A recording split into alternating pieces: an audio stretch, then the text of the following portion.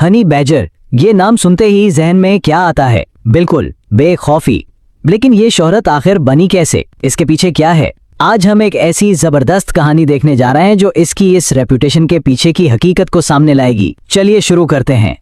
दुनिया सूंघने और चखने की हिस्स तक सिमट जाती है, लेकिन खतरा एक ऐसा भूत है जिसे वो देख नहीं सकता। ये लाइन सीधा हनी बैजर की दुनिया में ले जाती है। उसकी जिंदगी ऐसी ही है। जब फोकस सिर्फ अपने शिकार, अपने इनाम पर होना, तो आसपास का खतरा वो बिल्कुल अनदेखा हो जाता है। तो किस्सा शुरू होता है एक खतरनाक जुनून से। हर कहानी का एक स्टार्टिंग पॉइंट होता है और हनी बैजर की इस कहानी का आगाज होता है एक ऑब्सेशन से, एक ऐसी धुन से जो इसे बाकी सब कुछ भुला देती है। और वो धुन क्या है? शहद की मक्खियों का छत्ता और उसके अंदर छुपा मीठा हाई कैलोरी खजाना। बस यही उसका टारगेट। आप अंदाजा लगाएं उसका फोकस किस लेवल का है। सैकड़ों हजारों मक्खियां उस पर हमला कर रही हैं, उसे डंक मार रही हैं, लेकिन उसे परवाह ही नहीं। इसकी नजर तो बस दरख्त के खोखले तने के अंदर है, जहां वो लजीज लार्वा और शहद उसके इंतजार में है। उसके लिए उस इनाम के सामने ये दर्द कुछ भी नहीं है। लेकिन वो वहां अकेला नहीं है। सीन में एक और किरदार है। घास में एक काला साया तेजी से हरकत करता हुआ। यह है अफ्रीका का सबसे खतरनाक, सबसे जहरीला सांप, ब्लैक मम्बा। और वो भी उसी दरख्त के पास अपने ठिकाने की तरफ जा रहा है। अब दो डेडली प्रेडेटर्स की दुनिया आमने सामने आने वाली है। और फिर होता है माम्बा का वार, जिसे माम्बा का बोसा भी कहते हैं। यही वो लम्हा है जहां इन दोनों की किस्मत टकरा जाती है। अब एक ऐसी जंग शुरू होने वाली है जिसका इनाम जीत या हार नहीं, सिर्फ जिंदा बचना है।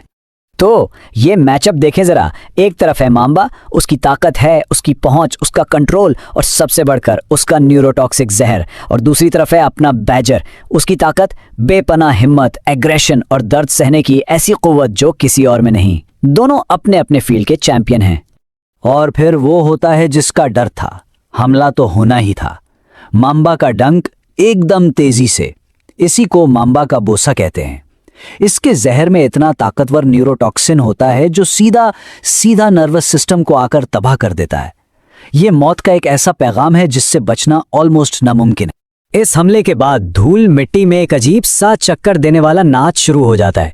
जहर तेजी से काम कर रहा है, बैजर लड़खड़ा रहा है, उसका बैलेंस बिगड़ रहा है, लेकिन वो लड़ रहा है सिर्फ अपनी जिबिल्लत के बल पर। उसका जिस्म जवाब दे रहा है, लेकिन वो फिर भी आगे बढ़ता जा रहा है।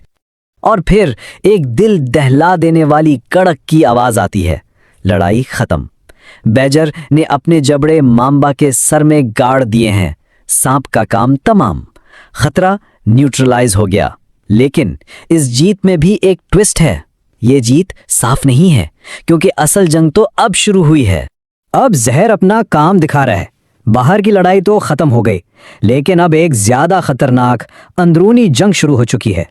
माम्बा तो मर गया, लेकिन उसका जहर वो बैजर के जिस्म में खामोशी से फैल रहा है। मौत का सिलसिला अभी रुका नहीं।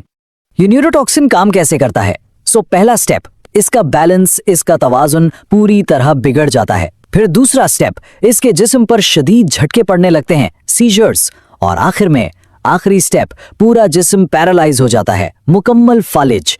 ये एक ऐसा प्रोसेस है जिसका अंजाम मौत है। और फिर आते हैं फालिज से पहले के वो आखिरी लम्हात। बैजर इस खुले आसमान के नीचे इस सुनहरी घास पर गिर जाता है। धीरे धीरे उसका होश भी जा रहा है। इस वक्त वो मुकम्मल तौर पर बेबस है, बिल्कुल लाचार। जब शिकारी खुद शिकार बनने लगे और जब लगता है कि बस अब सब कुछ खत्म हो गया, तभी कहानी में एक और तूफान आता है। एक नया और शायद पहले से भी बड़ा खतरा। जंगली कुत्तों का एक पूरा झुंड इस बेहिस व हरकत बीजर तक पहुंच जाता है। और उसके बाद जो मंजर है वो वाकई वहशियाना है। झुंड ने बैजर को जमीन से उठा लिया है। सोचें, एक जिंदा रस्सी की तरह कुछ ने सर से पकड़ा है, कुछ ने दुम से, और वो इसे खींच रहे हैं, इसे चीर फाड़ कर अलग करने की कोशिश कर रहे हैं। एकदम होपलेस सिचुएशन है। लेकिन ये फाइटर इसी लम्हे के लिए बना है। यहां कहानी एक बिल्कुल अनएक्सपेक्टेड मोड़ लेती है। इसकी जो बनावट है ना, उसकी बायोलॉजी, वही इसे इस नाउमीद सिचुएशन में एक ऐसा एडवांटेज देती है जिसका किसी को अंदाजा भी नहीं था। तो क्या है इसका सीक्रेट वेपन? उसकी खाल, इसकी बहुत ही ढीली लूज स्किन। इसकी जो जिल्द है ना वो इतनी मोटी और ढीली होती है कि एक फ्लेक्सिबल आर्मर, एक लचकदार ज़िराए बुख्तर की तरह काम करती है। इसका फायदा, जब कुत्ते अपने दांत इसमें गाड़ते हैं तो वो खाल फिसल जाती है, मजबूत पकड़ नहीं बन पाती और इसी बीच बैजर को इसी पकड़ के अंदर मुड़कर वापस हमला करने का मौका मिल जाता है। और यही तो हनी बैजर की असल पहचान है। वो चीखता नहीं, वो डर कर जम नहीं जाता, वो लड़ता है। इस कयास को, इस अफरा तफरी को ही अपना हथियार बना लेता है। इतना लड़ता है कि पूरे झुंड को सोचना पड़ जाता है कि क्या ये शिकार इस लायक भी है या नहीं। ये है हार न मानने का जज्बा। तो आइए सर्वाइवर की एनाटॉमी को समझते हैं। अभी तक हमने एक ऐसी कहानी देखी जिस पर यकीन करना मुश्किल है, लेकिन इसके पीछे कोई जादू नहीं, इसके पीछे है प्योर साइंस।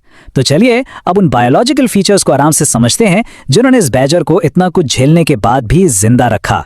सवाल अब भी वही है, आखिर वो जिंदा बचा कैसे? इतना सब कुछ होने के बाद भी जो हमने देखा, अब इन सब पीसेस को जोड़ते हैं और उसकी सर्वाइवल किट पर एक नजर डालते हैं। सबसे पहले इसकी मोटी ढीली खाल, इसका फ्लेक्सिबल आमा जिसने इसे कुत्तों से बचाया, फिर इसकी सूंघने की जबरदस्त हिस्स जिसकी वजह से वो शहद तक पहुंचा। इसके बाद दर्द सहने की बेमिसाल कुव्वत जिसने हजारों मक्खियों के डंक बेअसर कर दिए। फिर उसका मेटाबॉलिज्म जो इसे मुसलसल लड़ने की ताकत देता है। और हाँ, हाई कैलोरी फूड की तलाश जो इसे रिस्क लेने पर उकसाती है। और इन सब से ऊपर वो एक चीज, हार मानने से साफ इनकार करने की जिबिल्लत। ये सब चीजें मिलकर इसे कुदरत का अल्टीमेट सर्वाइवर बनाती हैं।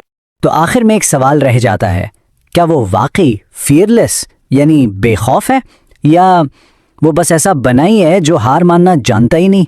ये सिर्फ एक लेबल नहीं, ये जिबिल्लत और जिंदा रहने की जंग के बारे में एक बहुत गहरा सवाल है। इस पर जरूर सोचिएगा।